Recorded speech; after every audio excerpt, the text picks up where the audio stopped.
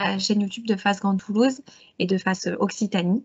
Donc, vous pourrez le revoir si jamais vous devez partir avant la fin du webinaire. Vous pourrez le suivre également en ligne. Pour information, du coup, comme c'est enregistré, vous pouvez couper votre caméra si vous ne souhaitez pas apparaître. Et par contre, n'hésitez pas à utiliser le chat et à utiliser vos micros pour vous exprimer, parce que c'est un webinaire qui se veut du coup interactif. Alors, pour commencer, je vais vous présenter un peu le projet. Donc, qu'est-ce que c'est Face au handicap, la thématique de cette année, etc. Alors, Face au handicap, donc c'est un projet qui a été soutenu par la région Occitanie et par la GFIP et qui est mené par Face Grand Toulouse et Face Occitanie. Face Grand Toulouse, pour vous rappeler pour les personnes qui ne nous connaissent pas encore, donc on est une association, club d'entreprise, où on mobilise concrètement les salariés des entreprises sur des actions en faveur de l'inclusion. Donc sur les champs d'action de l'emploi, de l'éducation et de la vie quotidienne. Alors, je fais rentrer les personnes en même temps. Donc, notre action, ça va être que les salariés nous accompagnent, co-animent avec nous des ateliers en faveur de l'insertion professionnelle, de l'orientation scolaire, de la médiation sociale, etc. Donc, concrètement, c'est les entreprises qui sont à nos côtés, nos entreprises adhérentes, qui vont agir en faveur de l'inclusion. En parallèle, nous, on sensibilise toutes nos entreprises aux enjeux de la RSE et notamment des enjeux de discrimination sur le handicap et l'égalité femmes-hommes. Donc, ce webinaire s'intègre dans notre politique de sensibilisation. Et là, en 2022, on va s'intéresser à la thématique de l'insertion professionnelle et du maintien de l'emploi des personnes en situation de handicap. Alors, hop. Pour reprendre du coup le projet, ce sera un format numérique. C'est plus simple pour tout le monde de pouvoir continuer sa journée facilement, ça évite les transports. Un format interactif, parce que l'idée c'est qu'on va avoir donc des intervenants-intervenantes qui vont vous présenter des solutions pour favoriser l'insertion des personnes en situation de handicap, mais on est à l'écoute de tous vos retours d'expérience, de toutes vos questions et de toutes vos réflexions pour qu'on puisse à terme avoir un maximum d'informations. C'est une collaboration régionale, comme je vous disais, puisqu'on est 6 clubs Face Occitanie, 6 clubs Face en Occitanie, donc, qui participent à ce projet. Et on a des livrables à la fin pour les entreprises, puisque comme je vais vous le montrer l'année dernière, donc c'était comment améliorer l'intégration professionnelle des personnes qui avaient des troubles 10. Donc, on avait fait tout un groupe de travail collaboratif sur dès la recherche d'emploi jusqu'à la qualité de vie au travail, quelles étaient les bonnes pratiques que pouvaient mettre en place les entreprises, quelles étaient les potentielles difficultés des personnes ayant des troubles 10 et quelles étaient les ressources mises à leur disposition. Et ce travail collaboratif donc avait abouti à un guide, donc comment inclure les personnes ayant des troubles 10 en entreprise, avec plusieurs fiches pratiques. Donc là je vous ai mis des exemples, la recherche d'emploi, l'embauche, et après il y avait aussi vraiment l'intégration à un poste de travail, la qualité de vie au travail, les ressources disponibles sur le territoire, donc avec les contacts des associations spécialisées. Et donc l'idée c'est d'avoir ce même type de livrable pour cette année, avec des informations vraiment pratiques pour les entreprises, pour être un maximum dans le concret et pas parler juste pour gagner du temps. Donc cette année, hop, le sujet, alors ça déroule très très vite, ça va vous donner le mal de mer là. Donc Face au handicap 2022, c'est sur l'insertion professionnelle et le maintien dans l'emploi des personnes en situation de handicap, donc c'est très très large. On va faire un cycle de 3 webinaires. Et puis le 13 septembre, vous pouvez déjà noter la date pour les personnes qui sont intéressées.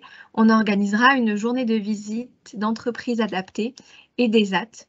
Donc c'est pour les entreprises du milieu ordinaire qu'elles viennent découvrir le milieu adapté et protégé, l'aménagement du travail, du temps de travail, et puis découvrir aussi ce qui se passe sur le territoire, peut-être enclencher aussi des partenariats avec ces structures sur le territoire.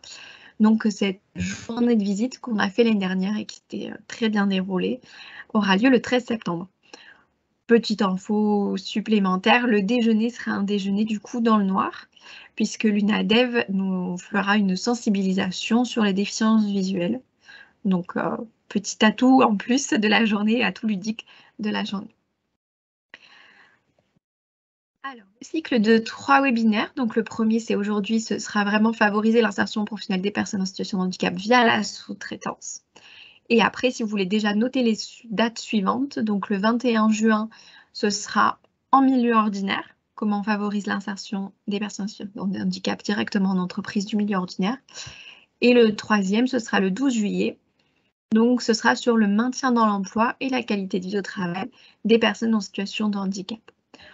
Pour information aussi, on fera un focus sur les seniors en situation de handicap lors de ce webinaire-là. Pour aujourd'hui, donc à l'ordre du jour, il va y avoir 3 interventions principales. Et puis après, vous serez amenés à discuter et échanger avec nous.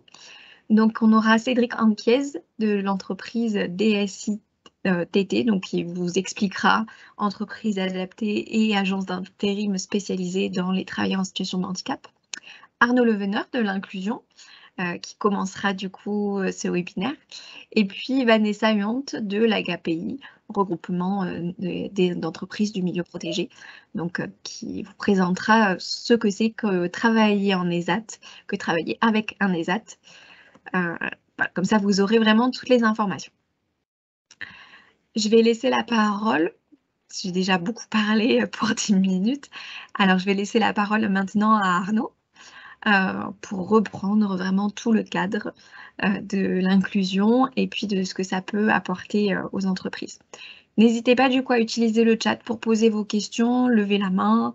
Vous commencez, je pense, à avoir toute l'habitude des webinaires. En tout cas, n'hésitez pas à parler et à échanger vos propres expériences et pratiques pour favoriser l'insertion des personnes en situation de handicap. Merci, au revoir. Oui, par contre, du coup, si vous pouvez couper votre micro quand... Alors, je vais... Hop, voilà. Je laisse Arnaud prendre la parole. Bonjour à tous, merci Magali. Alors, pour ma part, je vais présenter l'inclusion, qui est la structure que je représente. J'ai préparé une petite présentation. Est-ce que je peux la partager? Super. Alors, c'est celle-ci. Voilà. Hop. Est-ce que vous voyez bien mon écran? Parfait. Oui, c'est super. Merci Magali. Alors, je vais me présenter tout d'abord. Je m'appelle Arnaud Leveneur et je suis responsable d'un des programmes que porte l'inclusion ici dans le 31. Alors, l'inclusion accompagne, forme et met en relation les travailleurs indépendants handicapés avec des entreprises et leur écosystème. Pour revenir un petit peu en arrière sur notre histoire, l'inclusion a été créée en 2016 suite à la loi Macron. La loi Macron, c'est une loi qui reconnaît le statut de travailleur indépendant handicapé. Avant, c'était un statut qui n'était pas reconnu par la loi. Et cette nouvelle loi permet à ces personnes-là de bénéficier de l'incitation financière qui est liée à l'obligation d'emploi des entreprises en termes de travailleurs en situation de handicap. J'y reviendrai un peu plus tard sur cette obligation.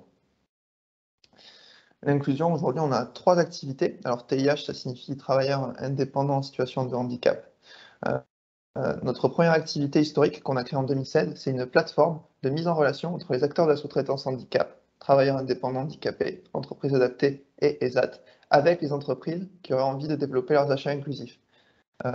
Cette activité, on la mène en partenariat avec notre partenaire Malte, qui est une grande plateforme de mise en relation entre travailleurs indépendants et entreprises. Ça, c'est notre première activité. Ensuite, on a développé une deuxième au fil des années, qui est une activité de formation et de conseil en ligne pour les travailleurs indépendants en situation de handicap, avec des thématiques à la croisée du handicap et de l'entrepreneuriat. L'idée, c'est vraiment de leur donner des points de repère et des outils clés en main pour qu'ils puissent répondre aux problématiques qu'ils peuvent avoir au quotidien dans leur vie d'entrepreneur. Donc, par exemple, le premier module qu'on avait développé en 2020, c'était par exemple, comment parler de mon handicap lors d'un premier rendez-vous avec un prospect.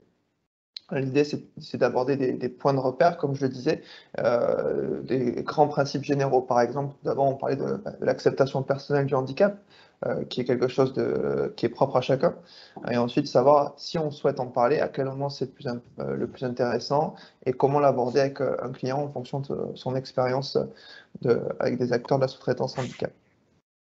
Ça, c'est notre deuxième activité. Et ensuite, on a développé une troisième activité, c'est celle notamment que je représente sur Toulouse.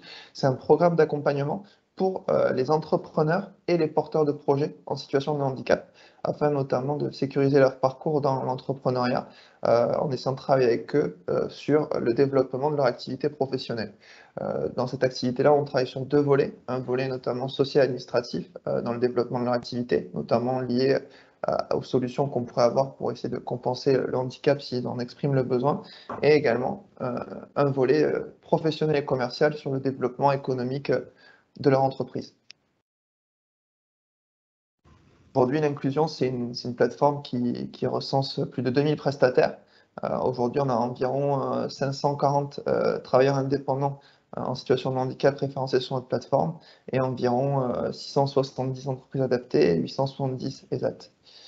On est présent aujourd'hui dans 10 départements en France et jusqu'alors, on a fait plus de 200 mises en relation entre des entreprises et des acteurs de la sous-traitance handicap, donc TIH, entreprises adaptées et ESAT. Je vais revenir un petit peu en arrière maintenant par rapport à notamment la question de l'obligation d'emploi et pour donner quelques pistes. Alors, ce que dit la loi en termes d'obligation d'emploi de travailleurs en situation de handicap, c'est que toute entreprise de plus de 20 salariés a une obligation d'emploi de 6% de travailleurs en situation de handicap en équivalent temps plein. Si jamais certaines entreprises ne respectent pas cette obligation, elles doivent s'acquitter de ce qu'on appelle une contribution handicap à l'État en fonction du nombre d'ETP manquants. L'idée de cette incitation financière qui est accordée aux entreprises adaptées, aux ESAT et maintenant aux travailleurs indépendants handicapés depuis 2016, c'est que les entreprises sont incitées à recourir à de la sous-traitance handicap pour diminuer leur contribution handicap. Je m'explique rapidement. En fait, une entreprise qui fait appel à un travailleur indépendant handicapé, par exemple, va pouvoir déduire jusqu'à 30% de la facture, c'est 30% des coûts de main-d'œuvre de la facture qu'elle recevra du travailleur indépendant handicapé avec qui elle travaille, qu'elle pourra déduire de sa contribution handicap. Sous réserve de certains plafonds, mais là après on rentre un peu dans le détail. Donc pour rester, on va dire, général, l'idée c'est d'inciter les entreprises à travailler avec des acteurs de la sous-traitance handicap. Les options de la sous-traitance, j'en ai parlé tout à l'heure, mais il y a deux options. Alors, il y a tout d'abord les travailleurs indépendants handicapés d'un côté, et de l'autre côté, on a les entreprises adaptées ainsi que les ESAT dans le milieu de la sous-traitance handicap. Là, c'est un exemple de comment on peut réduire sa sous-traitance handicap, sa contribution handicap, pardon, si on doit s'en acquitter. Donc, par exemple, une entreprise qui a 100 ETP doit employer 6 ETP en situation de handicap. Si l'entreprise emploie 2 travailleurs handicapés, il manquera donc 4 ETP manquants. Donc, admettons que l'entreprise doit payer une contribution annuelle de 16 000 € à la GFIP, qui est donc un organisme d'État qui collecte la contribution handicap. Si jamais elle achète 10 000 € de prestations intellectuelles, que ce soit auprès de travailleurs indépendants handicapés, d'entreprises adaptées ou des ESAT, elle pourra déduire jusqu'à 3 000 € de contribution handicap, donc soit 30% des 10 000 €. Après, il existe certains plafonds de limite de montant en fonction notamment du nombre de TP manquants.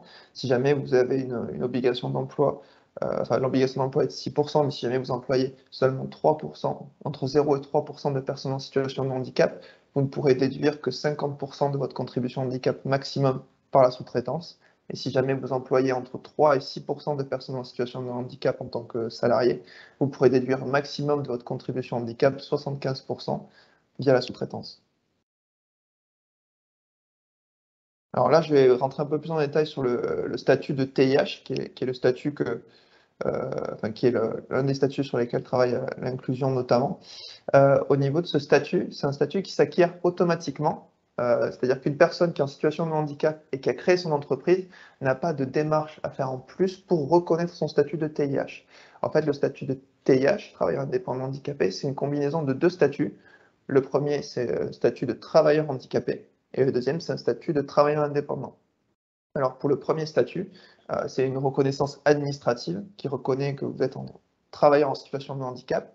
Ça peut être par exemple une pension d'invalidité ou une pension militaire. La plus connue, c'est quand même la reconnaissance en qualité de travailleur handicapé, qu'on appelle plus communément RQTH. Mais il existe également d'autres reconnaissances, comme notamment l'allocation adulte handicapé, qui reconnaît que vous êtes travailleur en situation de handicap. Donc d'un côté, c'est une reconnaissance administrative, TH, travailleur en situation de handicap. De l'autre côté, c'est travailleur indépendant. Pour être travailleur indépendant, il faut créer soit sa société en tant que personne morale. Donc là, j'ai listé quelques exemples, par exemple SAS, SASU, SARL, EURL, ou alors en tant que personne physique, notamment si on est rattaché au régime de la micro-entreprise en étant auto-entrepreneur. Aujourd'hui, il existe encore quelques statuts qui sont exclus de ce statut de TIH, notamment les travailleurs qui sont sous le régime de couveuse et de coopérative d'activité d'emploi. Alors la couveuse, c'est un système qui permet à quelqu'un de lancer son activité en ayant quelques sécurités, notamment en étant rattaché à une entreprise qui couvre le projet de l'entrepreneur et qui lui permet notamment de ne pas créer de société et de facturer pendant quelques temps avec le SIRET de la couveuse. Et donc ça apporte également d'autres avantages. Mais aujourd'hui, les travailleurs indépendants en situation de handicap qui sont sous ces régimes-là ne bénéficient pas encore de ce statut. Alors nous, on essaie de faire évoluer les choses, hein, notamment en faisant en évoquant, en sensibilisant sur ce statut de TIH pour que plus de personnes puissent en bénéficier. Mais aujourd'hui, pour certains statuts encore, ce n'est pas le cas. Voilà. Donc, comme je disais tout à l'heure, l'obtention du statut de TIH est automatique et il n'y a pas besoin d'avoir un agrément ou une validation pour être reconnu travailleur indépendant handicapé. Comme je l'ai évoqué tout à l'heure, on a une plateforme de mise en relation entre les acteurs de la sous-traitance handicap et les entreprises qui souhaiteraient développer leurs achats responsables. Sur notre plateforme, on a aujourd'hui environ 540 TIH. Au niveau des métiers représentés, c'est très varié, comme vous pouvez le voir sur le graphe, sur le schéma à droite. On a une bonne partie des personnes qui sont sur notre plateforme qui sont orientées autour des métiers communication et numérique notamment, avec des développeurs, des graphistes. Oh, je suis allé un peu vite là. Des développeurs, des graphistes, des webmasters. Beaucoup de personnes qui sont aussi dédiées aux fonctions support, notamment la comptabilité, les assistants administratifs, la finance, les ressources humaines. On a également à peu près 20%, entre 20 et 22% de personnes qui sont sur les services aux entreprises, donc B2B, et aux particuliers, B2C, avec notamment du bien-être, la sophrologie, le massage, du coaching, et également notamment dans la restauration, des traiteurs et des VTC. Alors, on a aussi une partie qui sont liées au sujet au handicap, comme ce sont des causes qui les touchent directement.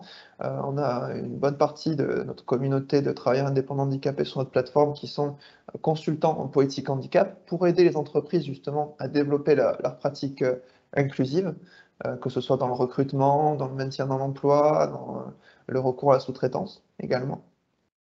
Et également des experts en accessibilité de sites web, de bâtiments, pour qu'ils soient aux nouvelles normes handicap. Et on a une partie qu'on appelle experts, qui sont sur des thématiques bien précises, comme des architectes, des avocats, des conférenciers, etc. Donc comme vous pouvez le voir, c'est un panel de secteurs, de métiers qui sont très variés. Et aujourd'hui, la plupart sont plutôt assez qualifiés quand on a à peu près plus de 75% des travailleurs indépendants handicapés qui sont sur notre plateforme qui ont un diplôme de Bac+2 ou au-delà. Là, je vais vous présenter maintenant notre programme TIH Booster, dont j'ai parlé un peu plus haut. C'est celui que je représente sur Toulouse. C'était l'activité tout à droite, si vous vous souvenez bien tout à l'heure.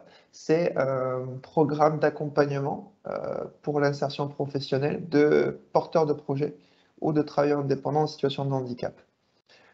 Au niveau de notre modèle d'accompagnement, Nous accompagnons des personnes qui sont en situation de handicap, qu'elles soient reconnues ou non, on peut les aider dans ces démarches-là si elles le souhaitent, et des personnes qui ont déjà soit créé leur activité, soit qui souhaitent la créer et se lancer en tant que travailleurs indépendants. Au niveau de notre parcours, on les accompagne de manière assez soutenue. On se voit entre 4 et 5 heures par mois en session individuelle avec un parcours d'accompagnement d'environ 2 ans. Et au niveau de notre accompagnement, on fait tout d'abord un premier échange avec les porteurs de projets ou les travailleurs indépendants pour vérifier si l'accompagnement avec eux peut être pertinent. Ensuite, on fait un second entretien pour essayer de définir un plan d'action et voir comment on pourrait travailler ensemble avec eux. Donc, on fait un accompagnement à la fois individuel mais collectif, car en plus d'aider les entrepreneurs en situation de handicap à développer leur activité professionnelle, on a un second objectif via ce programme, c'est de faire de la mise en réseau pour que les entrepreneurs qui font partie du programme puissent partager leur expérience et s'enrichir mutuellement de leur activité. Au niveau du programme, c'est un programme qui se veut personnalisé pour prendre en compte les objectifs individuels des entrepreneurs et leurs besoins spécifiques liés à leur situation de handicap. Comme je l'évoquais tout à l'heure, on a 2 volets d'accompagnement. On a un premier volet qui est un accompagnement commercial et professionnel. On les aide notamment dans le développement économique de leur société, toujours en fonction des besoins qu'ils nous expriment. S'ils nous disent qu'ils ont créé leur activité, par exemple, depuis quelques mois, mais que là, pour l'instant, ils ont du mal à trouver des clients, on peut essayer de comprendre les raisons. Et si on voit que on peut essayer de voir si c'est à cause d'un manque de structure dans la prospection commerciale. Est-ce que c'est un manque de structure dans la structuration de leur offre de service, manque de visibilité? On peut également travailler sur la communication sur les réseaux sociaux et sur les différents canaux de communication, etc. Ça, c'est le premier volet sur lequel on peut travailler avec eux. Ensuite, on a un second volet, c'est un volet social et administratif, où là, on peut les aider notamment dans les démarches administratives liées à la gestion d'une entreprise, et également s'ils cherchent des formations complémentaires ou à obtenir des subventions pour développer leur entreprise, et dans la résolution des problématiques liées à leur situation de handicap, notamment en faisant d'abord de la sensibilisation sur ce à quoi ils ont droit, et également essayer de trouver des solutions avec nos partenaires pour faire de la compensation du handicap et aménager leur poste de travail pour qu'ils puissent travailler dans les meilleures conditions possibles. Et enfin, le dernier intérêt de ce programme, c'est de faire une montée en compétences communes avec des ateliers collectifs sur des formations thématiques liées à l'entrepreneuriat et au handicap. Par exemple, on fait des sessions de formation assez généralistes, si je puis dire, sur des thèmes qui concernent tout entrepreneur, notamment, on a fait récemment un sujet sur les plateformes de freelance, ou encore l'identité de marque et la proposition de valeur. Et après, en fait, à chaque fois, on adapte ces programmes-là en fonction des besoins spécifiques liés aux personnes qu'on accompagne, toujours avec cette casquette entrepreneuriat et cette casquette handicap. Là, j'ai mis 2 exemples de personnes qu'on accompagne pour voir ce sur quoi on travaille avec eux et comment on les accompagne dans le développement de leur activité. Donc, le premier exemple que j'ai pris à gauche, c'est une dame qui s'appelle Nadia. Alors, au niveau de son profil, elle a une maladie invalidante, elle est malentendante. Son métier, c'est graphiste. Et on a notamment travaillé avec elle sur le développement de sa clientèle, sur la structuration de son offre commerciale également. Après, lié à ses besoins spécifiques, on a notamment travaillé sur l'aspect fatigabilité et gestion du temps pour qu'elle puisse travailler dans les meilleures conditions possibles, sur l'obtention du titre de séjour, sur le suivi de son allocation adulte handicapé pour qu'elle puisse essayer de la maintenir tout en développant son activité pour avoir une sécurité derrière, et également sur des adaptations ergonomiques de son poste de travail. Donc là, c'est un profil qui est plutôt dans les métiers communication et numérique. À droite, j'ai pris un profil plutôt différent, quelqu'un qui est traiteur en entreprise, donc il s'appelle Jérémy. Au niveau de son profil, il a une maladie invalidante et un handicap visuel. Au niveau des besoins et des sujets sur lesquels on travaille avec Jérémy, on a notamment travaillé sur le suivi de sa trésorerie, de sa rentabilité, pour pouvoir avoir un modèle qui fonctionne et qui puisse toujours avoir des fonds de roulement. On l'a également aidé dans la structuration de ses réponses à des appels d'offres auprès de ses clients. Et après, sur le volet plutôt social et administratif, on a travaillé sur des solutions de compensation du handicap et on l'a accompagné dans des démarches auprès de la MDPH. Voilà, j'ai fait à peu près le tour. Je ne sais pas si les questions c'est maintenant ou plutôt à la fin Magali? Je ne sais pas comment vous avez prévu la chose. Alors du coup, j'ai prévu que ce soit un petit peu interactif avec des sondages. Ok, Donc déjà pour savoir un petit peu plus sur le profil des personnes qui participent au webinaire. Et s'il y a des questions, n'hésitez pas à utiliser le chat et à lever la main. Du coup, pour tout ce qui concerne TIH notamment.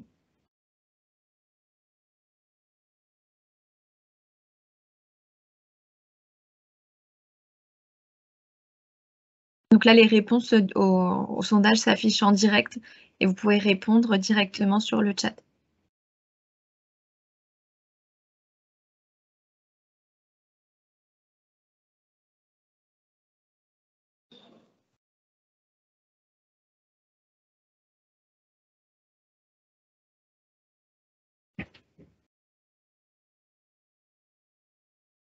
Arnaud, après, je te laisse du coup commenter les réponses ouais. comme tu veux.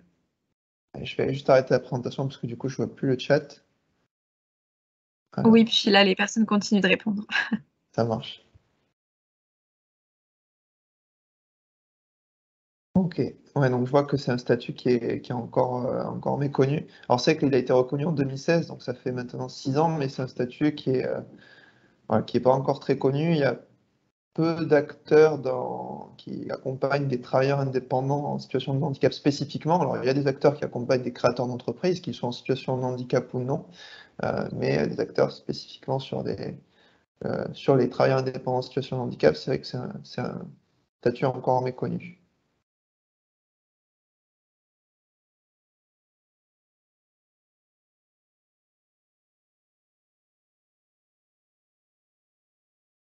Alors, il y a une personne qui lève la main, Nicolas. Oui, bonjour Nicolas Moncorgé. Je suis chargé d'insertion dans le cadre de l'enseignement catholique et j'accompagne des jeunes au sortir de leur formation vers l'insertion professionnelle. Des jeunes avec un... Votre micro a été coupé. Pardon.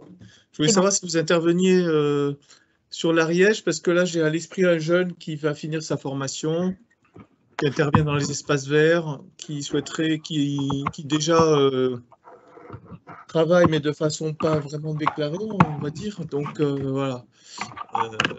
Est-ce que sur l'Ariège, vous avez un lien? Est-ce qu'il y a possibilité de vous mettre en lien avec ce jeune? Comment on fait concrètement?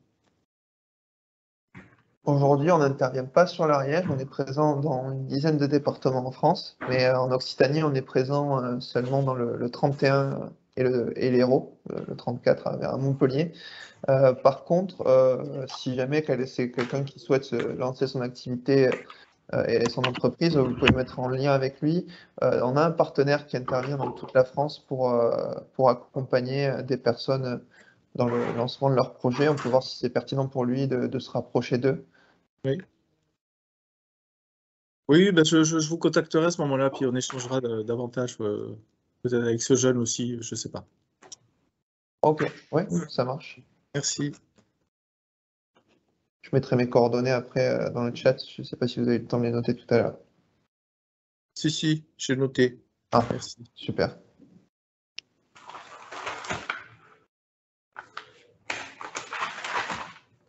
Alors après, on voit qu'il y a déjà, sur l'ensemble des participants, il y a une entreprise qui a déjà fait appel à des TIH dans le cadre de la sous-traitance. Je ne sais pas s'il y a quelqu'un qui souhaite témoigner du coup de cette expérience.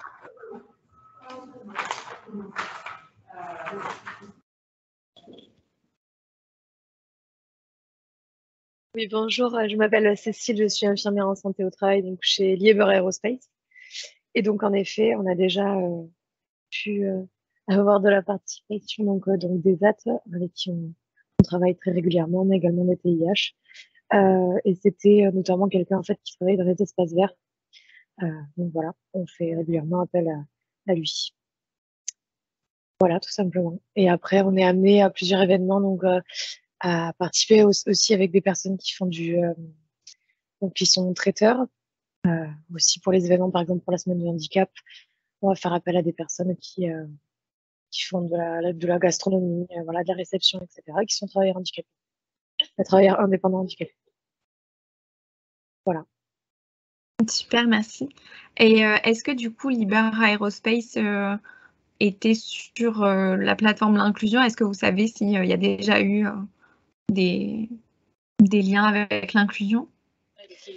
Il me semble pas, parce que moi je découvre, j'ai découvert lors de votre présentation, Arnaud, je sais pas si c'est une entreprise, mais en tout cas, ce projet-là. Donc, non, je pense pas que ce soit par ce biais-là. Après, moi, je suis infirmière et je suis pas du côté RH. Ça fait qu'un an que je suis dans l'entreprise, donc je commence à découvrir les partenaires, mais je ne suis pas sûre, voilà, qu'on ait déjà travaillé ensemble.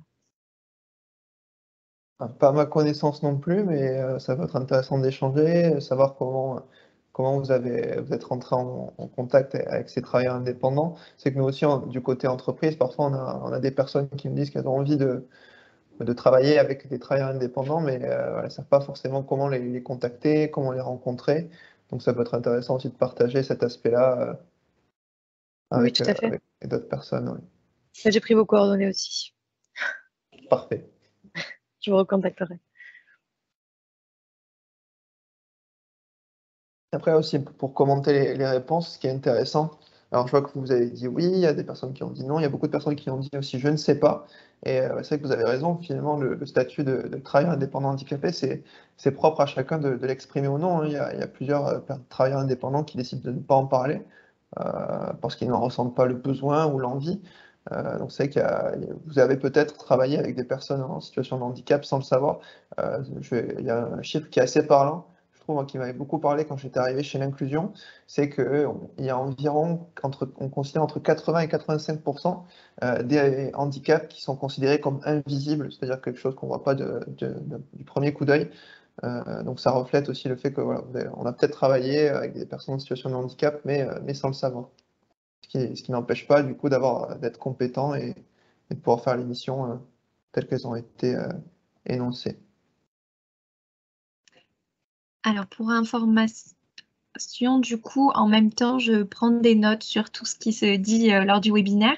Donc, n'hésitez pas aussi à me faire part de ce que vous souhaitez rajouter à tout ce tableau, notamment sur les ressources disponibles. Si vous connaissez d'autres façons de faire appel à des TIH, si vous avez des retours d'expérience, si vous êtes vous-même TIH ou que votre entreprise a fait appel à l'inclusion, par exemple. Et on va faire ça pour du coup les 3 catégories de sous-traitance handicap qu'on va voir aujourd'hui. Comme ça, on pourra, voilà, j'aurai de quoi vous fournir un bon compte rendu aussi à la fin de ce webinaire et pour les personnes qui n'ont pas pu être présentes aujourd'hui.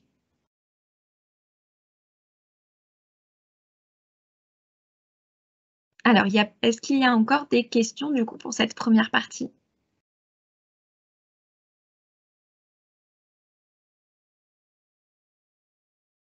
Non, je pense que c'est bon.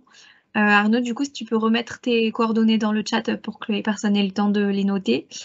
Et je crois que Vanessa est arrivée. Oui, bonjour à tous. Bonjour Vanessa. Du coup, je vous laisse la parole, je vous laisse poursuivre. Oui, pas de souci. Alors, je ne sais pas si ça va se partager. En principe, vous avez tous les accès.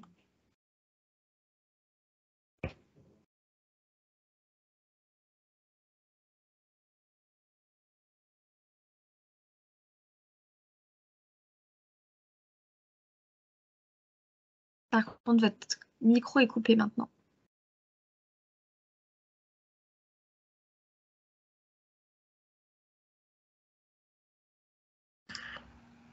Attendez, je suis en train de le partager.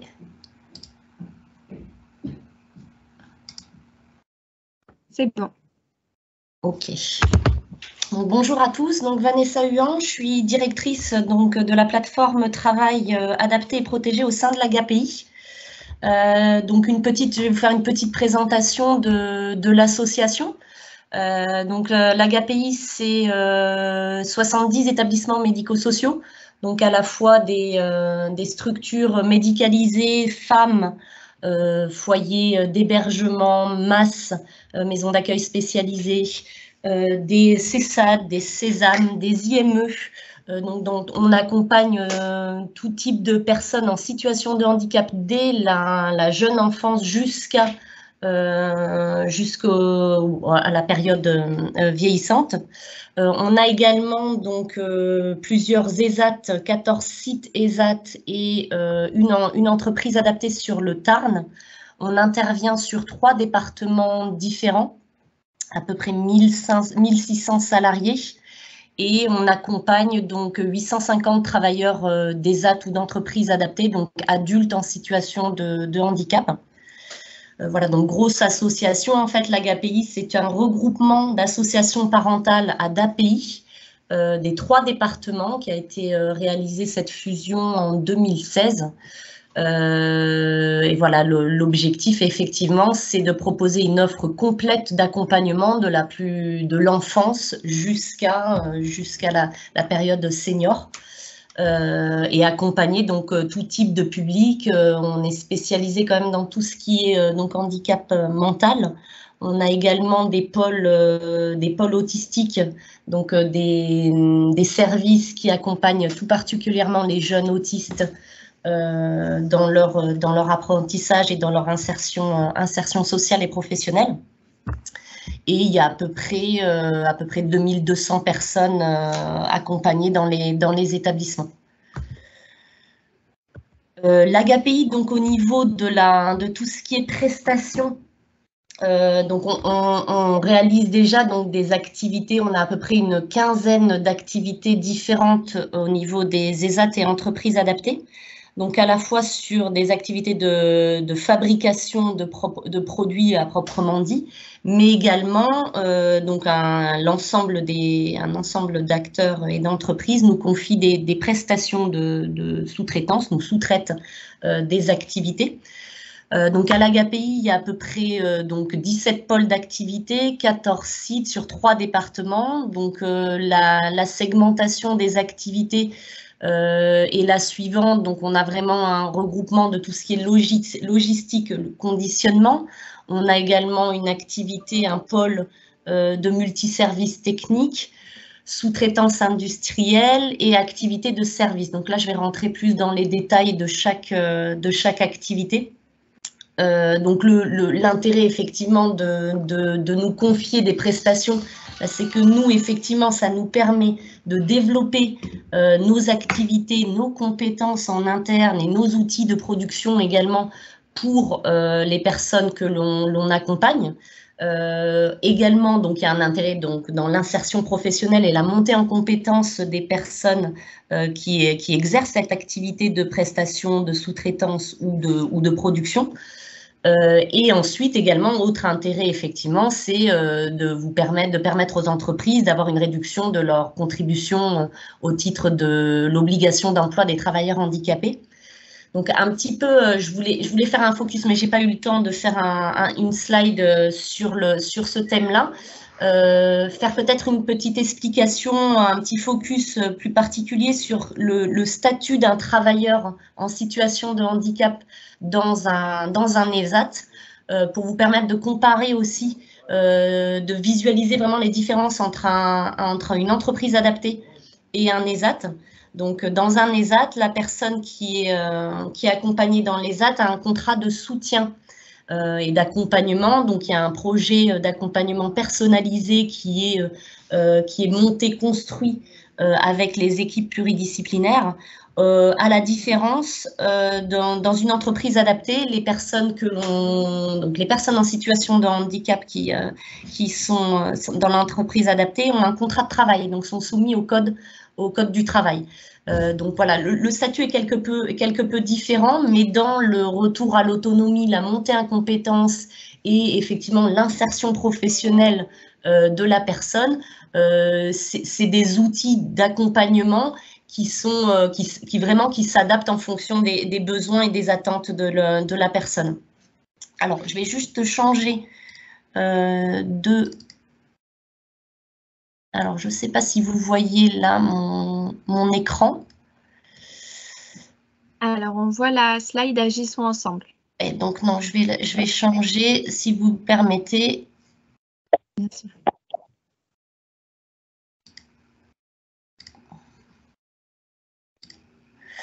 Voilà, donc là, je vais vous décrire un petit peu toutes les prestations que les entreprises nous confient d'ores et déjà, pour vous donner un petit peu une idée des activités et des prestations qu'on peut vous proposer.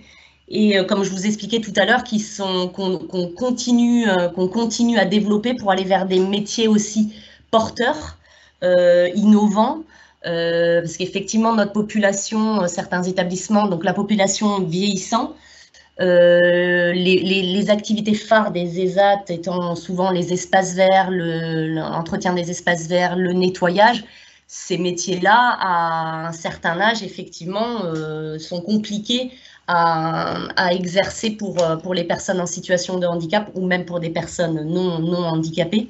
Donc, notre objectif aussi à l'AGAPI, c'est de diversifier et d'aller vers des métiers porteurs et un peu plus attractifs.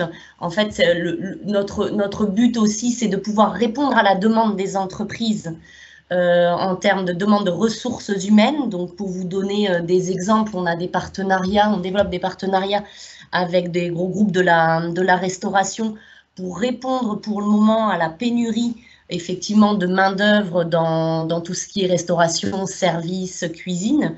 Donc, on essaye de leur qualifier. On a des collaborations de formation avec ces entreprises-là pour effectivement mettre en place des parcours de formation, de qualification et envisager une embauche ou une mise à disposition et une embauche dans les locaux de l'entreprise. Donc, on essaye aussi de faire matcher un petit peu l'offre et la demande pour répondre aux attentes également à la fois des personnes accompagnées, mais également répondre aux attentes des entreprises. Donc, la première activité, prestation que l'on propose, donc prestation historique, nettoyage des locaux et des véhicules. Donc là, c'est une nouvelle prestation qu'on propose également, c'est de nettoyer les véhicules des particuliers et des professionnels. Donc là, vous avez sur la carte les différents établissements en orange qui le proposent. Donc on en a un sur chaque département et une petite description des différentes tâches qu'ils réalisent, en sachant qu'on s'adapte à vos contraintes, c'est-à-dire que quand on intervient pour faire le nettoyage de bureaux dans des entreprises, on va respecter les horaires de bureau et venir plutôt le soir ou alors le matin. Enfin voilà, on s'adapte à vos contraintes comme n'importe quelle structure proposant cette prestation. Ensuite, vous avez aussi la possibilité de nous confier l'impression de tout ce qui est carte de visite, plaquettes, rapport d'activité, édition de bulletins de salaire et mise sous pli via l'intermédiaire d'un atelier d'imprimerie reprographique qui est situé à Castres.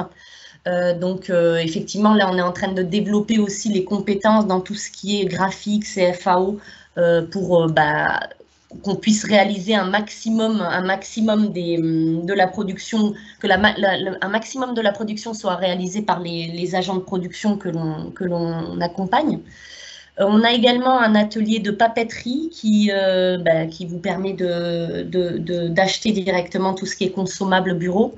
Et donc, on essaye d'aller vers des filières de l'économie circulaire au niveau du papier, donc être vraiment présent sur toute la chaîne du papier. Et on a effectivement, dans ce cadre-là, on a un atelier de recyclage papier sur Fontenille qui collecte, donc on va livrer le consommable, le papier aux entreprises. On va même leur imprimer donc leur support com ou leur support interne et après on va récupérer le papier que l'on revalorise avec des partenariats et des organismes des éco-organismes.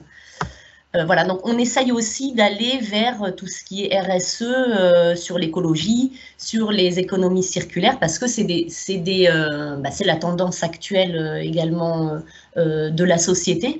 Donc les personnes qu'on accompagne sont sensibles, comme au même titre que n'importe quel citoyen, à ce type d'activité et de valeurs.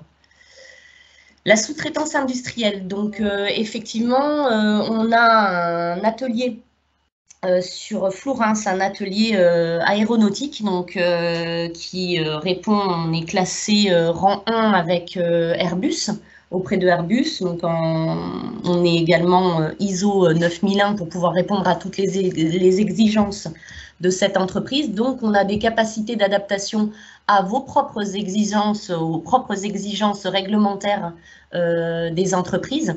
Donc là, je vous donne un petit résumé de toutes les tâches industrielles que l'on nous confie, donc des travaux de conditionnement, déconditionnement, thermosoudure, mise sous film, gestion des stocks, câblage électronique. On a également un atelier sur Castres spécialisé dans tout ce qui est effectivement câblage électronique et micro-soudure. Après, on est à même de... C'est vrai qu'on a des outils de production très performants. Je pense surtout à l'atelier aéronautique avec de nombreuses machines et de nombreuses chaînes de montage qui nous permettent de nous adapter à d'autres activités industrielles. Donc voilà, même au niveau de l'automobile, enfin voilà, on est sollicité par différents types d'industries.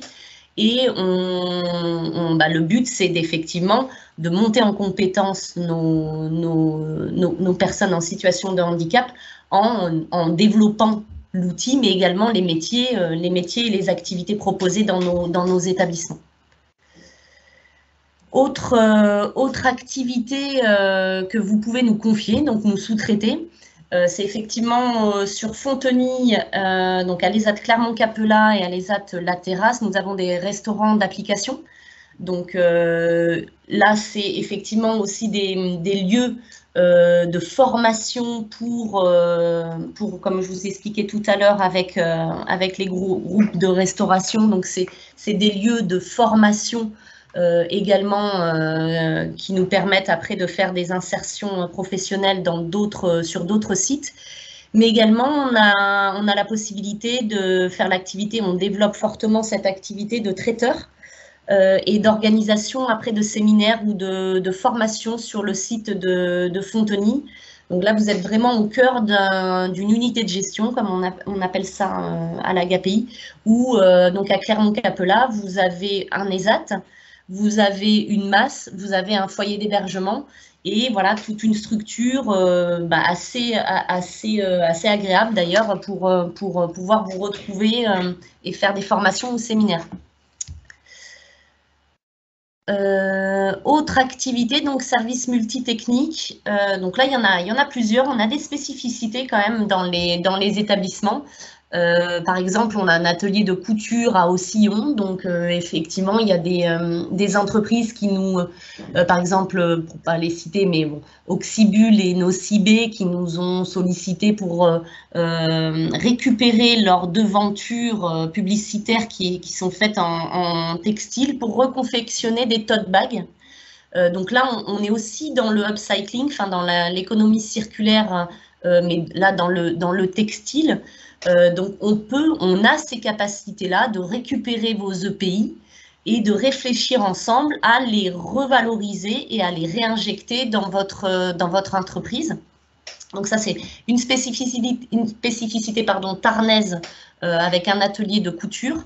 Mais également, on a d'autres activités spécifiques, par exemple la peinture intérieure-extérieure. Donc là, c'est vraiment des personnes qui interviennent dans les entreprises ou chez les particuliers pour faire de la rénovation. On a 2 ateliers de menuiserie, donc idem que pour le textile et le papier. On développe actuellement tout ce qui est réemploi de bois, donc pour des grosses chaînes d'ameublement, de mobilier, qui effectivement collectent le bois, les déchets, et après à partir de ces déchets-là, de ces différents bois triés, on refait certains mobiliers soit de jardin, enfin c'est vraiment à la demande. Mais c'est aussi une activité qu'on souhaite développer dans l'économie circulaire. Donc là, les ateliers menuiserie font tout ce qui est ameublement, nichoir, hôtel à insectes, composteur, présentoir à bouteilles. Et bon, après, c'est pareil, on répond vraiment à la demande des entreprises. Une entreprise de maçonnerie Donc là, c'est très, très spécifique, où on fait effectivement tout ce qui est mobilier de jardin, des dalles, etc. Ferronnerie et d'autres services techniques qui sont beaucoup plus spécifiques à la demande aussi des entreprises. Conditionnement et logistique, donc ça c'est une activité aussi un peu historique telle que l'entretien des espaces verts et le nettoyage. Donc là, effectivement, vous pouvez nous confier par exemple l'impression des bulletins de salaire de votre entreprise et la mise sous pli et l'expédition. Après, on conditionne beaucoup de produits pour différentes entreprises, que ce soit dans le cosmétique, pour les produits alimentaires pour animaux. Voilà, là, on a tous les équipements, toute la plateforme logistique nécessaire sur chaque département. On a tous les équipements et les compétences nécessaires pour vous gérer, tout ce qui est conditionnement et logistique. On a d'ailleurs, pour ouvrir un petit peu les établissements au public, développé une activité de mondial relais. Donc, on collecte et on expédie donc les colis pour mondial relais. Donc ça, c'est vraiment dans l'optique aussi d'aller vers des métiers porteurs, comme on sait que le e-commerce s'est énormément développé. Donc là, c'est une activité qui nous permet à la fois d'utiliser des outils digitaux, parce que là, on va utiliser directement, on va faire des préparations de commandes, etc. Et également, ça nous permet, nous, d'ouvrir les établissements et de créer du contact, de recevoir du public et de créer du coup des aspirations, parce que c'est vrai ce qui s'est passé par exemple à Soile, on a développé ce service-là et du coup maintenant il y a un accueil avec 2 personnes et voilà, elles sont vraiment enchantées de pouvoir recevoir le public et gérer le retrait des colis. Voilà à peu près toutes les activités que l'on réalise. Je vous invite à aller sur notre site internet où il y a également un petit clip qui présente en 5 minutes toutes les activités et prestations que vous pouvez nous confier. Je ne suis pas rentrée dans le détail sur après les produits en tant que tels que l'on produit, mais ça peut intéresser aussi les entreprises de nous confier, nous acheter effectivement des produits du vin fait à Gaillac nous permet aussi d'investir, d'avoir des... Allô ? On vous écoute.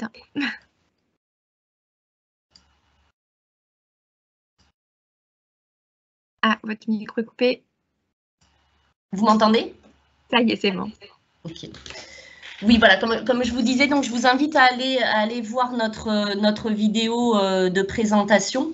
Après, on est vraiment, enfin, l'objectif, c'est de développer des partenariats effectivement avec les entreprises, comme je vous disais tout à l'heure, pour essayer de répondre à votre besoin de main-d'œuvre et vous permettre de contribuer à votre obligation d'emploi des travailleurs handicapés. Donc, on est vraiment sur du sur-mesure pour répondre à vos attentes et vous accompagner à développer des actions d'insertion pour les personnes en situation de handicap. On a donc effectivement sur chaque site, les personnes sont accompagnées par des chargés d'insertion, des CIP ou alors des équipes soutien. Et quand, par exemple, on propose des stages aux personnes dans les entreprises ou même des mises à disposition, il y a des conventions, on accompagne l'entreprise au même titre que la personne. C'est-à-dire qu'on ne va pas en mise à disposition, on va directement, les personnes, les équipes pluridisciplinaires vont accompagner également l'entreprise dans le management et l'intégration de la personne. Voilà un petit peu pour faire rapide sur toutes les activités et prestations qu'on peut vous proposer et les accompagnements qu'on réalise d'ores et déjà auprès d'entreprises et de missions handicap. Merci beaucoup Vanessa. Alors du coup, dans le chat, il y a 2 sondages qui sont actifs. Donc, si votre entreprise a-t-elle déjà fait appel à un ESAT ? dans le cadre de sous-traitance, et puis sur quelles activités. Donc, vous pouvez répondre aux questions. Et s'il y a des interrogations ou des réflexions, des retours d'expérience sur faire appel à un ESAT dans le cadre de sous-traitance, à la GAPI, s'il y a des questions pour Vanessa, n'hésitez pas à utiliser le chat ou à lever la main pour prendre la parole.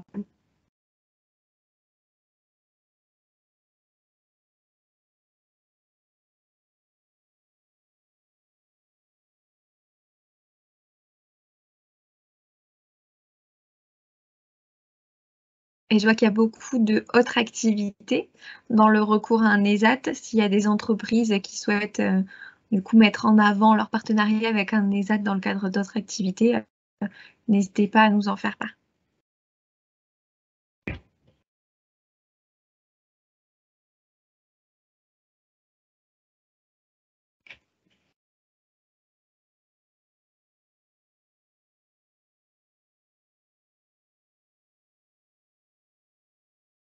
Je vous partage une nouvelle fois mon écran. Comme ça, vous pouvez voir aussi où on en est de la présentation, s'il y a des ressources que vous connaissez. L'année dernière, donc, on avait pu visiter les ESAT de Fontenay. On avait déjeuné dans le restaurant. Donc, on vous le conseille aussi. Et on avait fait on avait fait l'IMCA de Colomiers, qui a aussi de multiples prestations pour les entreprises. Donc, on avait fait tout le tour et on avait même visité une entreprise qui faisait appel. Donc, l'IMCA mettait à disposition des salariés, je ne sais plus exactement le terme, c'est pas des salariés, mais bon, mettait à disposition des personnes dans une entreprise. Donc, on a pu aussi aller les observer directement sur leur poste de travail dans l'entreprise et voir comment finalement les personnes qui étaient présentes dans les ESAT pouvaient s'intégrer dans un milieu ordinaire. Donc, c'était très intéressant. On refera sûrement cette visite le 13 septembre. Comme ça, voilà. C'est intéressant pour les entreprises du milieu ordinaire de voir aussi comment on peut adapter tout le cadre de travail. Je vais rajouter peut-être ici, du coup. Oui, pour compléter ce que vous dites, effectivement, suite aux visites, et quand les entreprises viennent visiter les établissements, les ESAT de la GAPI, souvent, ils sont déjà très surpris par les conditions de travail, hein, l'outil de production, et ça donne souvent des idées sur ce qu'ils pourraient nous confier comme activité ou comme prestation.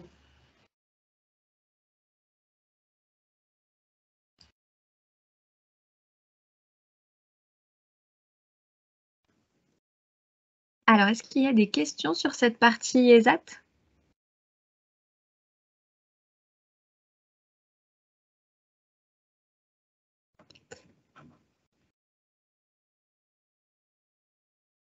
Alors, du coup, Séverine. Alors, bon, il y a une question, du coup, Emmanuel qui souhaite prendre la parole. Oui. Bonjour. Alors, peut-être une situation particulière. Je travaille également sur un ESAT toulousain de l'ASEI et je travaille également sur l'emploi accompagné. Je ne sais pas si vous avez déjà connaissance de ce dispositif. Je voulais juste poser une question, alors peut-être plus à Monsieur Leveneur, par rapport à une personne qui est en ESAT, travailleur en ESAT, qui a eu un parcours dans le milieu ordinaire du travail par le passé. Voilà, son histoire de vie a fait qu'elle a été orientée vers le milieu protégé du travail. Et aujourd'hui, cette personne, elle se questionne régulièrement sur le retour vers le marché du travail ordinaire et c'est compliqué. Je pense qu'il y a une fragilité quand même qu'il y a à prendre en considération. Et dans les dernières réflexions qu'elle avait, c'était la question de l'auto-entrepreneuriat, mais sans avoir vraiment de projet précis. C'est vraiment de l'ordre de la réflexion. Et c'est de savoir déjà si une personne qui est en ESAT peut éventuellement bénéficier du fait de son statut, qui n'est pas salarié, qui est un statut particulier, est-ce qu'elle peut bénéficier d'un accompagnement par votre service. Voilà, c'est comment aussi quelqu'un qui est en ESAT peut éventuellement faire ce type de démarche.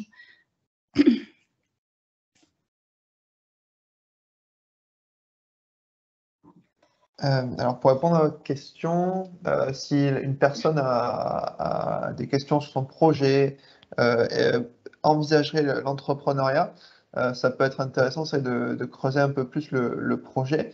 Alors, nous, notre accompagnement propose d'accompagner une personne à partir du moment où elle a un projet qui a quand même été assez mûri par un travail, qui est prête à se lancer, à se dire, ça y est, j'ai un projet, bon, de toute façon, il ne sera jamais parfait avant de se lancer, mais j'ai envie de me lancer et de créer mon entreprise. Nous, on accompagne à partir de ce moment-là. Si la personne est dans l'étape d'avant, de réflexion du projet, se pose des questions sur l'entrepreneuriat, est-ce que c'est fait pour moi ou pas, là, on travaille également avec un partenaire qui propose un programme en ligne qui s'appelle, alors notre partenaire s'appelle HUP Entrepreneur, je pourrais vous envoyer les détails si vous voulez par email, et il propose un programme qui s'appelle Déclic pour se poser des questions quand on est travailleur en situation de handicap et qu'on se pose des questions si l'entrepreneuriat c'est fait pour moi ou pas. Tout d'abord, est-ce que c'est fait pour moi par rapport à mon caractère? Est-ce que c'est fait pour moi par rapport à mes compétences? Est-ce que c'est fait pour moi par rapport à mes besoins spécifiques? Et Oui, donc c'est un programme qui est d'ailleurs gratuit et qui permet justement de se poser toutes ces questions-là. Ce qui est intéressant dans ce programme, c'est qu'il y a une première session collective en visio avec d'autres personnes qui se posent les mêmes questions et le retour d'expérience d'un travailleur indépendant en situation de handicap qui vient témoigner, qui vient expliquer lui aussi les questions qu'il s'est posées avant de se lancer, ce qui l'a amené à se lancer, quelles ont été les premières difficultés qu'il a rencontrées, etc. C'est une première session qui est non engageante, c'est-à-dire qu'à la fin de cette session, si jamais la personne se dit qu'elle a réussi à trouver les réponses à des questions et qu'elle n'a pas besoin d'aller plus loin, elle peut s'arrêter. Mais après, sinon, il y a un programme d'accompagnement sur 6 mois minimum, il me semble que c'est entre 6 et 12 mois, pour justement essayer d'étoffer son projet si la personne a envie d'y travailler dessus. Ça, c'est pour répondre à votre première question sur la personne et sur son projet en lui-même. Après, c'est par rapport au statut particulier des ESAT. Il y a une nouvelle loi qui est passée récemment. Alors, il faudrait que je relise les lignes parce que je ne me souviens plus exactement du contenu spécifique de la loi. Mais il me semble qu'il y a une nouvelle loi qui permet notamment aux travailleurs des ESAT de pouvoir se lancer en tant que travailleur indépendant à côté tout en gardant ce statut protégé. C'est une loi qui est passée récemment, je ne sais pas si vous en avez entendu parler. Si, en fait, tout à fait, c'est un décret, oui. Oui, il n'est pas encore, c'est pas encore actif au niveau des associations DPH, mais normalement les travailleurs ESAT pourront aussi bien aller travailler en milieu ordinaire que bénéficier de l'emploi accompagné, que aller en entreprise adaptée. Il devrait y avoir une flexibilité beaucoup plus importante. On ne sait pas encore au niveau des ESAT comment ça va pouvoir s'accompagner et se mettre en œuvre, mais c'est en effet dans les tuyaux, hein, cette loi pour permettre aux travailleurs ESAT et aux travailleurs en situation de handicap vraiment de pouvoir, j'ai envie de dire, bénéficier de différents lieux de travail possibles, milieu ordinaire, milieu protégé, et voir faire les deux en même temps. Ils pourront aussi bien être en ESAT et avoir un contrat, mais de manière différente de ce qu'on fait aujourd'hui, qui est les prestations de services, hein, pour peut-être répondre à la question que vous posiez tout à l'heure par rapport au statut des personnes qui sont détachées en entreprise en étant en ESAT, hein, qui sont ou en prestation de services ou en mise à disposition. C'est l'ESAT qui reste quelque part l'employeur du travailleur, mais le travail va se réaliser concrètement sur une entreprise ordinaire, partenaire de l'ESAT, comme vous avez pu en visiter. Pour du coup, complément d'information, pour les personnes qui sont en ESAT et qui se posent des questions sur leur intégration au milieu ordinaire, il y a aussi du coup le programme découverte d'HandiWork sur la Haute-Garonne. Donc, je crois qu'il y a quelqu'un d'HandiWork qui est connecté. Oui, tout à fait, bonjour. Voilà, si vous pouvez peut-être dire 2-3 mots sur ce programme pour complément d'information. Alors effectivement, on a une partie chez HandiWork qui s'appelle, comme vous le disiez, HandiWork Découverte, qui permet à des personnes issues du milieu protégé, ESAT, IME, ITEP, d'être accompagnées dans le milieu ordinaire, notamment dans des entreprises. Alors là, on est surtout dans la grande distribution, à raison d'une fois par semaine, des sessions de 3 heures. Il y a un formateur de chez nous, donc de HandiWork, qui accompagne un groupe de, voilà, comme je disais, de 4 personnes dans la découverte d'un métier. hein. Vraiment, l'objectif est plus en mode découverte. On apprend les gestes professionnels, on apprend à un métier dans le milieu ordinaire, sans forcément avoir derrière des objectifs de recrutement. Hein. S'il y a une mise à disposition en fin de parcours, hein, parce que c'est un parcours qui dure 10 mois, c'est la cerise sur le gâteau, mais l'objectif initial est vraiment de découvrir un métier dans le milieu ordinaire. Voilà. Oui, si je peux me permettre de compléter, donc à l'AGAPI, effectivement, on a développé ces dispositifs sur presque tous les départements. Et il y a des très très bons retours, que ce soit sur des IME, on l'a fait sur des IME et des ESAT. Et c'est vrai que l'avantage, c'est qu'on a vraiment quelqu'un sur place qui coach et qui accompagne les personnes en situation de handicap et aussi qui fait l'intermédiaire et l'accompagnateur direct avec les entreprises. Donc, c'est vraiment un dispositif qui, nous, en tout cas, on en est très contents.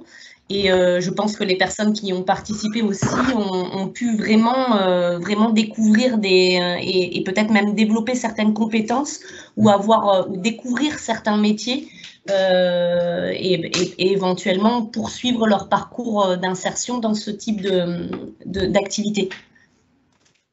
C'est ça, c'est ça. Et il y a tout un suivi tout au long de ce parcours, parce que le formateur a des outils à disposition, comme établir des bilans. Les établissements ont accès justement à ces bilans, à ces rapports d'activité. Donc il y a tout un suivi sur 10 mois qui permet à tout le monde d'être au courant de ce qui se passe en temps réel. On travaille sur des grilles de compétences qu'on a définies avec l'entreprise.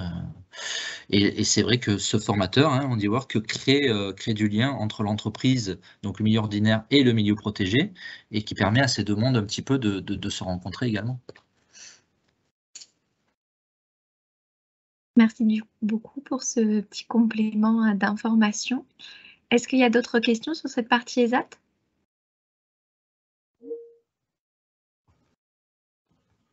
Alors, si ce n'est pas le cas, du coup, on va passer à la partie entreprise adaptée et je vais donner la parole du coup à Cédric.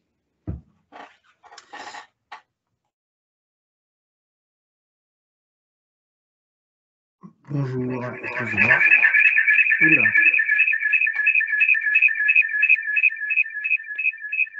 Petit problème de son, du coup. Je vois.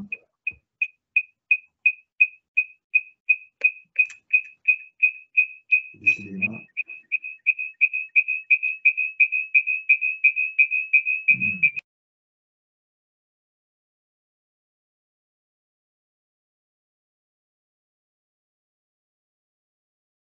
Vous m'entendez, c'est mieux? Oui, c'est bon. Bon, ok, je ne sais pas ce qui s'est passé. Bonjour tout le monde. Désolé pour le retard, je suis en pleine activité, tout simplement. Donc, comme il a été connu, je vais vous présenter un petit peu qui on est. Donc, DSI, pour ceux qui connaissent, une entreprise de la région toulousaine, qui a une implantation nationale, qui œuvre pour l'emploi des personnes en handicap. Et depuis quelques temps, j'ai intégré une entreprise pour créer la première entreprise adaptée et temporaire en Occitanie. On a ouvert qui a officiellement activité le 1er mars. Ça démarre plutôt bien, donc on va pas se plaindre.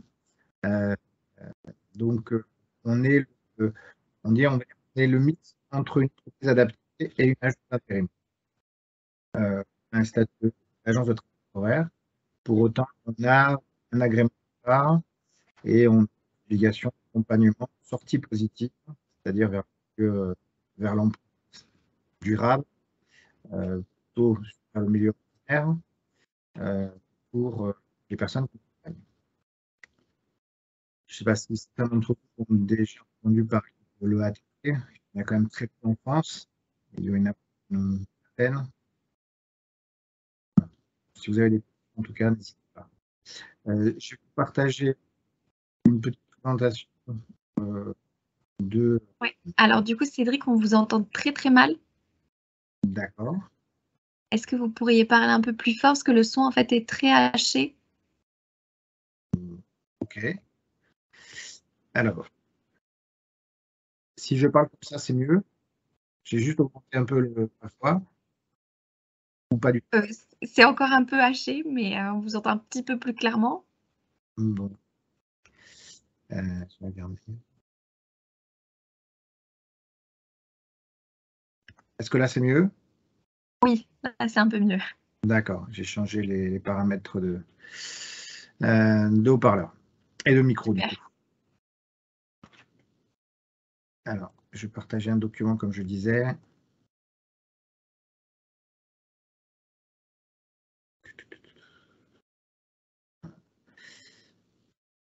Pour faire une petite présentation rapide, et puis après, je vous expliquerai un petit peu comment on travaille et quelles solutions on peut offrir effectivement du coup à des entreprises et à des personnes en situation de handicap. Donc DSI, donc TT, comme je disais, est une émanation donc, de DSI, l'entreprise adaptée. Donc là, c'est une présentation de DSI rapidement. Où sur la dernière partie, j'explique que DSI a obtenu un agrément pour créer l'entreprise adaptée de travail temporaire. Ça, ce sont l'ensemble des métiers sur lesquels interviennent DSI aujourd'hui en tant qu'entreprise adaptée. Et donc, ce sont l'ensemble des métiers sur lesquels je vais également intervenir avec mon équipe pour trouver du travail à des personnes sur handicap par le biais de l'intérim. Ces missions d'intérim pourront se faire soit dans des entreprises diverses, soit au sein de DSI, parce que étant une structure indépendante, DSI est à la fois, on va dire, je suis à la fois une filiale de DSI, mais c'était à la fois aussi un client. Donc, l'avantage, c'est qu'on peut très bien faire démarrer des personnes éloignées de l'emploi en situation de handicap dans le monde adapté en intérim, ce qui peut être plutôt rassurant en termes d'accompagnement et en tout cas pour tester et pour sécuriser ce retour à l'emploi. Donc, il y a à peu près 150 métiers. Pour ceux qui ne savent pas, je vais donner la petite information. Donc, effectivement, comme pour les CDD tremplin, lors de la loi de fin 2018 sur la liberté de choisir son avenir professionnel, il y a plusieurs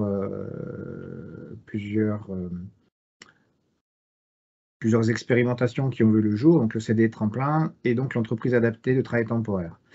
Donc, ce sont des agences d'intérim adaptées qui vont permettre à des personnes en situation de handicap d'accéder à l'emploi d'une manière plus facile, parce que beaucoup d'entreprises qui ne souhaitent pas embaucher directement ont tendance à avoir recours à l'intérim pour tester des personnes, pour ne pas intégrer directement les salariés dans leur effectif. Ils peuvent le faire par le biais du travail temporaire. Et donc, nous, dans ce cadre-là, on peut permettre à des personnes en situation de handicap et éloignées de l'emploi, au travers d'un accompagnement, de favoriser le retour à l'emploi, de leur permettre d'acquérir de l'expérience professionnelle, de tester les métiers et aussi d'accéder à des formations qualifiantes ou préqualifiantes afin de faciliter leur montée en compétences ou leur permettre d'accéder à un emploi. On peut très bien aussi démarrer, comme c'est le cas aujourd'hui dans certains cas, par des PMSMP ou en tout cas des mises en situation professionnelle avant la période d'intérim, afin de voir si effectivement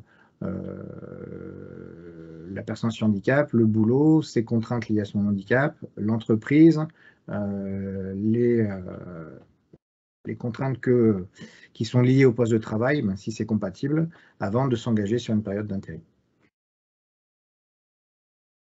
Ça permet globalement pour les entreprises de travailler sur leur volonté d'être inclusive. Et donc, du coup, l'intérim, à la différence des prestations de sous-traitance, rentre dans le calcul, dans l'emploi direct pour le calcul dans la déclaration obligatoire d'emploi des personnes en situation de handicap.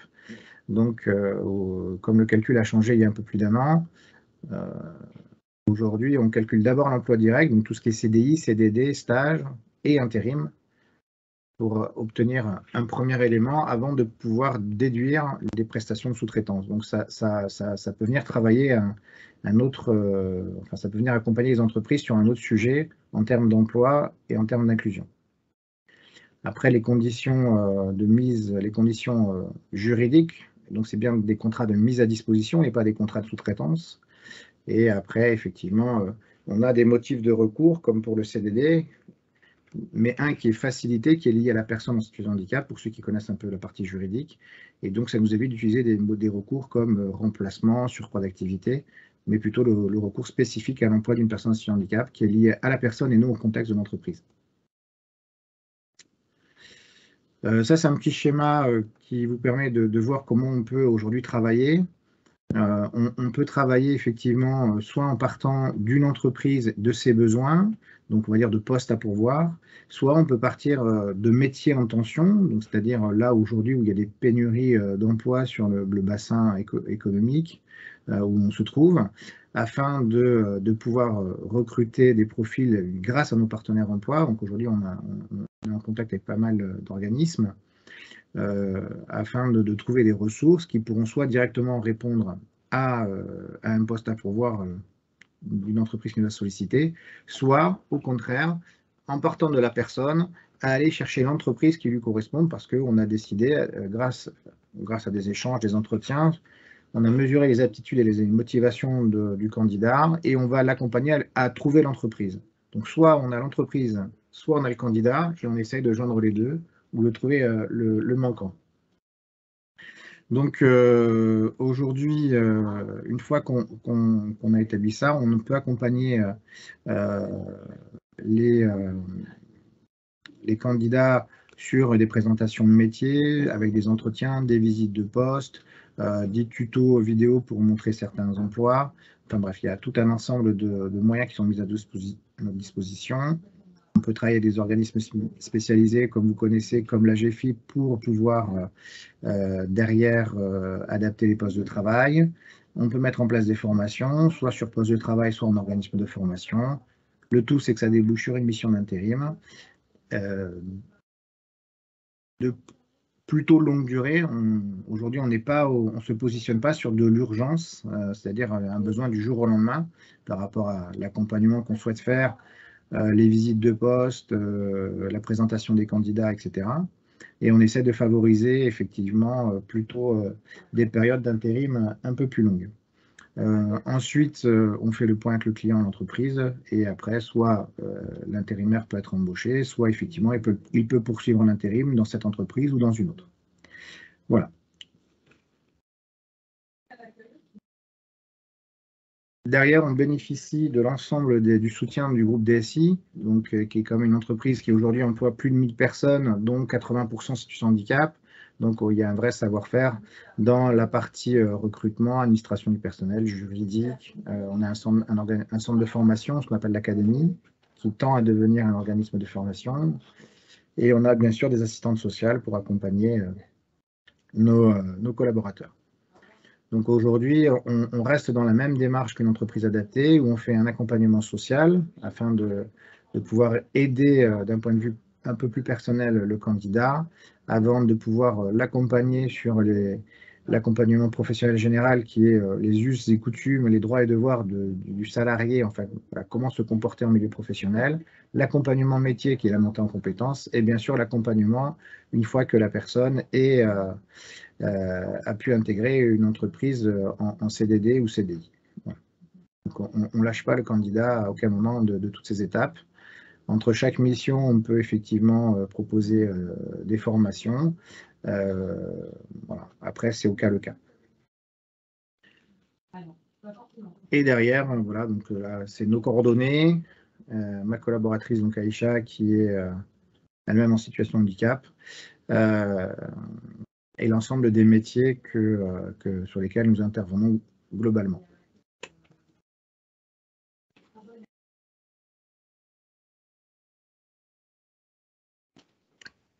Merci. Est-ce que par rapport à ça, vous avez des questions? Est-ce que j'étais clair, pas clair, rapide, pas rapide?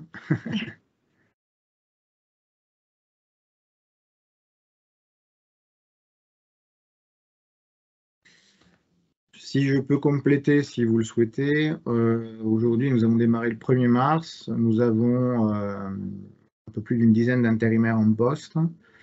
Nous avons plusieurs projets, quelques démarrages là, prévus sur mai. Donc, on est plutôt dans un démarrage, comme je disais tout à l'heure, positif. Je ne pensais pas que ça pouvait aller aussi vite.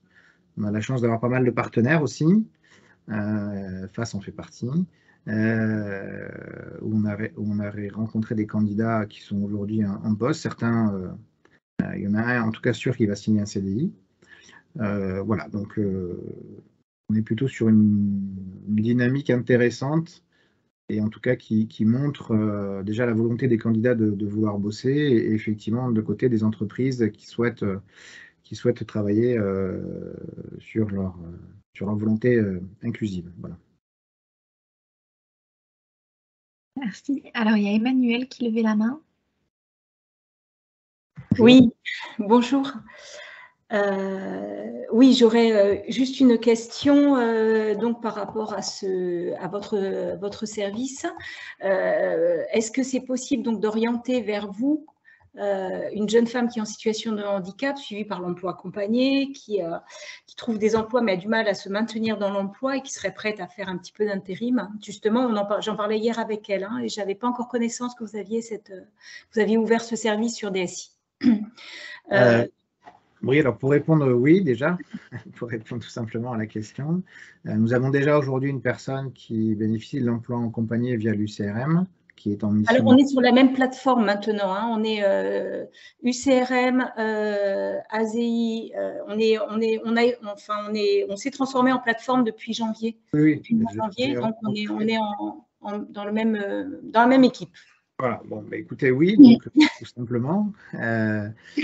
Aujourd'hui, nous accompagnons, alors globalement, les candidats qu'on rencontre, ce sont quand même des candidats qui ont avancé sur leur projet professionnel. Oui. Oui. Parce que si on veut pouvoir leur proposer des postes qui, un, leur correspondent et deux, sur lesquels ils vont prendre du plaisir au travail, on avance plutôt avec des candidats qui ont déjà une bonne idée de leur projet professionnel.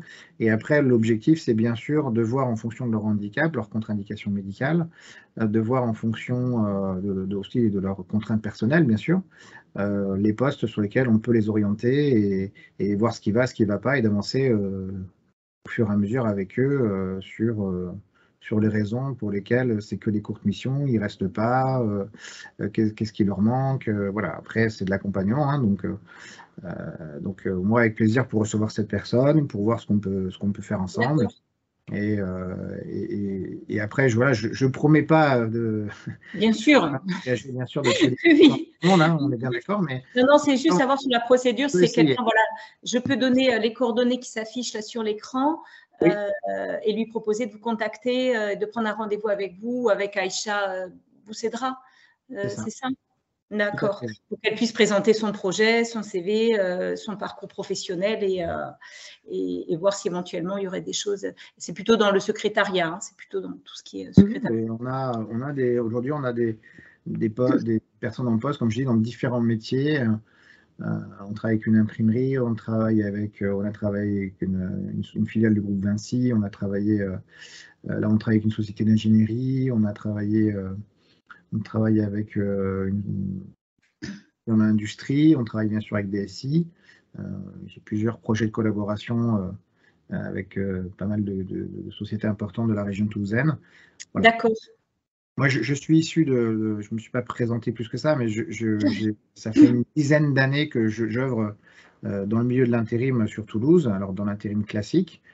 Effectivement, depuis un an, je suis chez DSI pour donner une autre image de l'intérim et surtout favoriser l'emploi des personnes en situation de handicap. Donc, je trouve que le projet, en tout cas, a du sens et est plutôt bien accueilli, en tout cas, par l'ensemble des partenaires et des entreprises. Donc, je dirais que les voyants sont plutôt ouverts. Voilà. Après, on verra. D'accord, je vous remercie. Je donnerai l'information à cette jeune femme. Elle n'hésite pas à dire qu'elle vient de votre part, etc. Je lui conseillerais, oui. Qu'on sache, voilà. On aime bien savoir d'où viennent les personnes et surtout pouvoir vous faire un retour après. Oui, bien sûr. Je lui transmettrai et puis je vous enverrai peut-être un petit mail en parallèle. Oui, comme ça, on pourra aussi faire un point sur C'est ça. le travail que vous avez déjà fait avec elle. Oui, tout à fait. Pour être dans le même sens, en fait. Très bien, ben, merci beaucoup. Je Avec lui plaisir. Est-ce qu'il y a d'autres questions ou retours d'expérience sur l'entreprise adaptée et puis là sur en particulier des questions pour Cédric?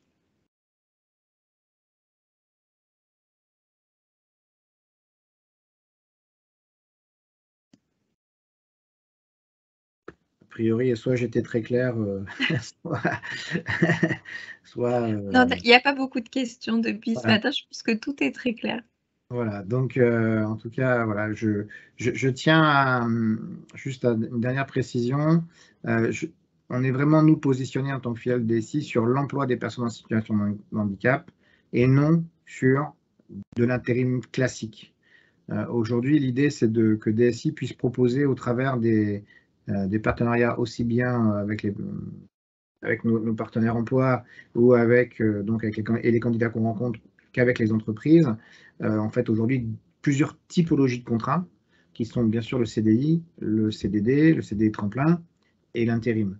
Après, bien sûr, il y a des stages, des contrats pro, des choses comme ça, mais aujourd'hui, on a augmenté le nombre de possibilités de contractualisation entre des entreprises et des personnes en situation de handicap avec l'arrivée de DSITT. Voilà, donc il ne faut pas trop nous stigmatiser comme de l'intérim classique au vu de la population que nous accompagnons. 100% de nos intérimaires sont en situation de handicap. L'apport d'entrée est vraiment, est vraiment le handicap et l'accompagnement qu'on peut proposer à des personnes. Et bien sûr, des entreprises qui vont aller dans ce sens-là. C'est-à-dire qui vont être bienveillantes et qui vont savoir aussi modérer peut-être les objectifs, le rythme, le poste de travail pour pouvoir acquérir une personne en situation de handicap et non pas prendre un intérimaire parce qu'elles ont un surcroît d'activité et qu'elles veulent quelqu'un qui sache mieux faire qu'un salarié permanent dans l'entreprise. On n'est pas dans ce schéma-là. Voilà, je tiens à le préciser. Merci beaucoup, Cédric. Vous avez nos coordonnées. De toute façon, si vous avez des questions, n'hésitez pas à revenir vers nous. Très bien. Alors, du coup, s'il n'y a plus de questions ou de retours, on peut arrêter là les interventions. Je vous remets les dates du coup des prochains webinaires avec les thématiques qu'on abordera. Donc, la prochaine date à retenir, ce sera le 21 juin. Donc, on est sur le même créneau horaire. 9h-11h, mais ce sera plutôt, je pense, 9h30, enfin 9h-10h30, suivant la prise de parole, la participation des personnes qui seront présentes. Et puis le 12 juillet, donc avant le fameux PONC du 14 juillet, s'il y en a qui sont encore au travail, ce sera sur le maintien dans l'emploi et la QVT des personnes en situation de handicap avec un focus du coup sur les seniors en situation de handicap. Voilà, c'est une problématique particulière qu'on traite à face. Pas de questions, pas de remarques, de commentaires sur ce webinaire?